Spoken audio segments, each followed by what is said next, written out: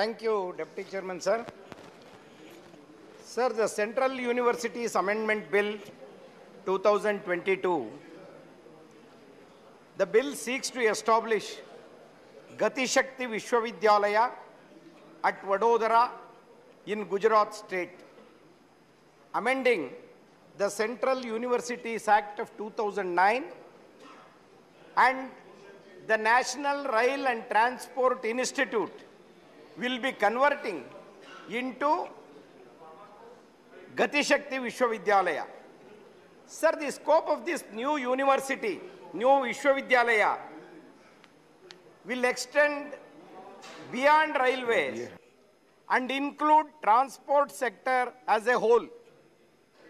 So this is the second central university in the Gujarat state. And I have seen, sir, earlier also, lot of individual institutes have been converted into either center of excellence or the central universities for Gujarat only, not for other states, is one of my observations. Sir, this Gatishakti Vishwavidyalaya master plan is essentially a digital platform bringing together 16 ministries, including roadways, railways, waterways, and even Udan also, which is connecting all the transport system. And it is planning and coordinated infrastructure connectivity projects for movement of people and goods and services. Sir, this university is additionally expected to provide necessary technology and research to the transport industry. This is the intention of this university. Sir, once it becomes the central university, it will enjoy greater autonomy. That is what the minister says. Is it a fact that if we observe the status of other central universities, this university will get the full autonomy or not is my question. Sir, currently, this university provides BSc in Transport Technology, BBA in Transport Management, and MSc in Railway System Engineering and Integration. This is what this institute is now serving. Sir, the objective of Gatishakti University is to support vision and goals of, as per the government, the Atmanirbhar Bharat, and provide best possible education to the people of Gujarat. Sir, I just wanted to ask one more question.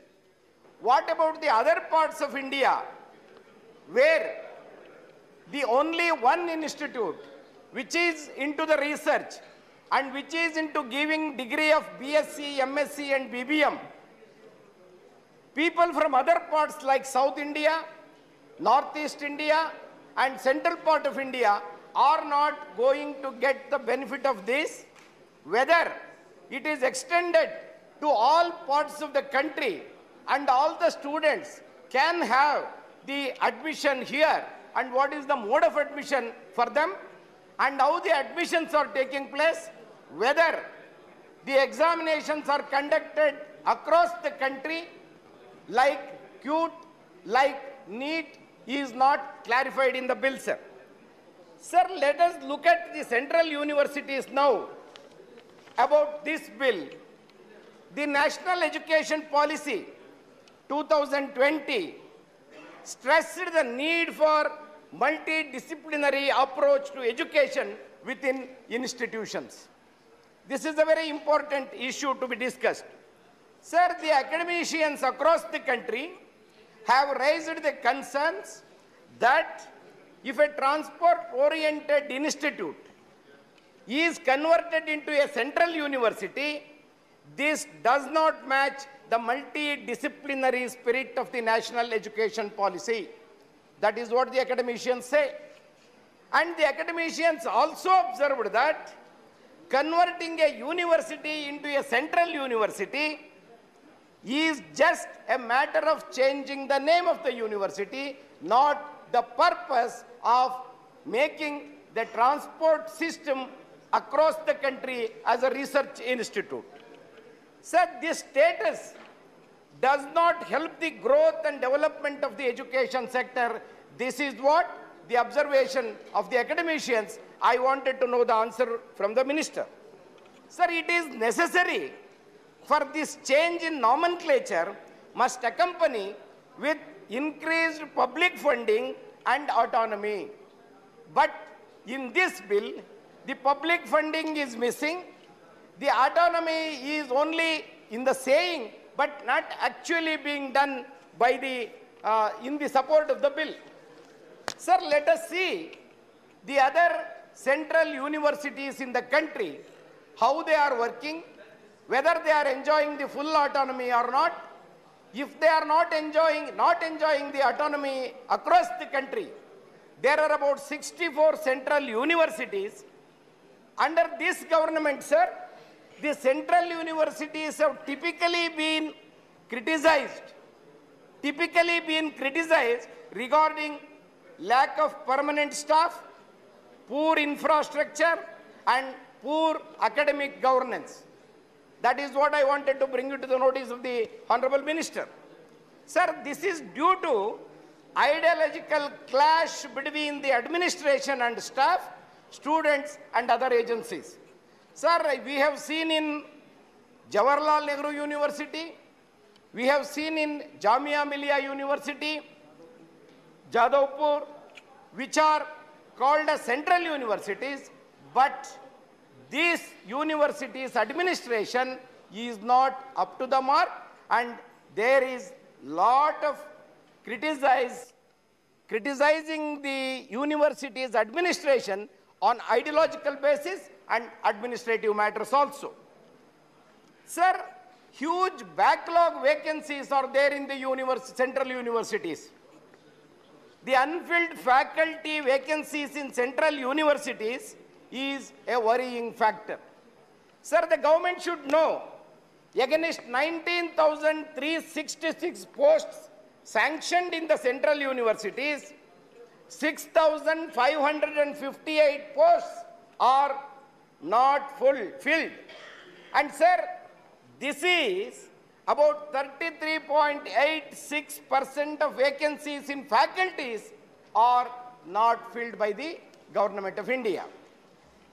Sir, the faculty engaged as on 18th July 2022, that is very recently. The answer is given in the Lok Sabha.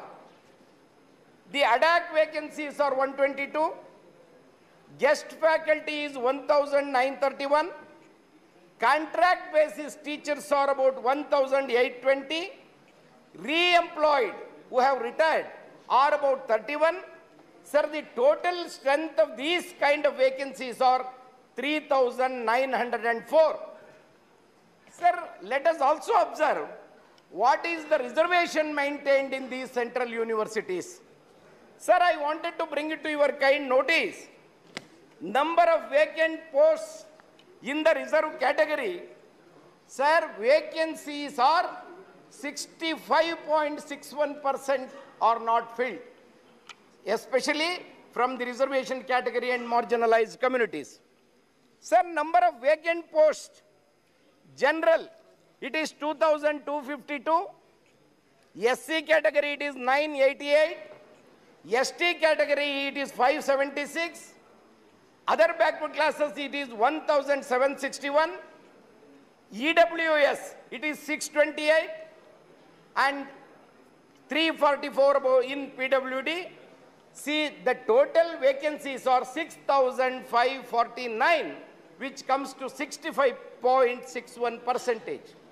Sir, this is the vacant posts are in the central universities are a very serious concern, which this government has to take it seriously, and just converting an institute into a central university and not filling up any vacancies and not giving proper infrastructure will not going to solve the problems of the central universities, and also it will be a burden in the name of central universities, sir.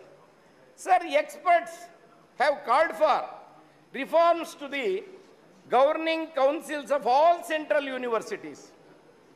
This is a serious observation across the country.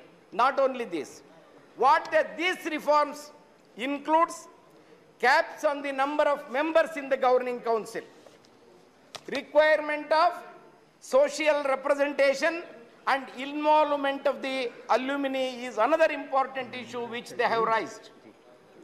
Sir, why this is required is another important question. Sir, the same kind of ideological thinking people are in the governing council, so the governing councils are not running properly. So it should be, the governing council should be above the political ideological thinking of the people, and they should be experts in the field of education, which is not being followed. Sir, including eminent alumni in the general councils is the global best practice across the world.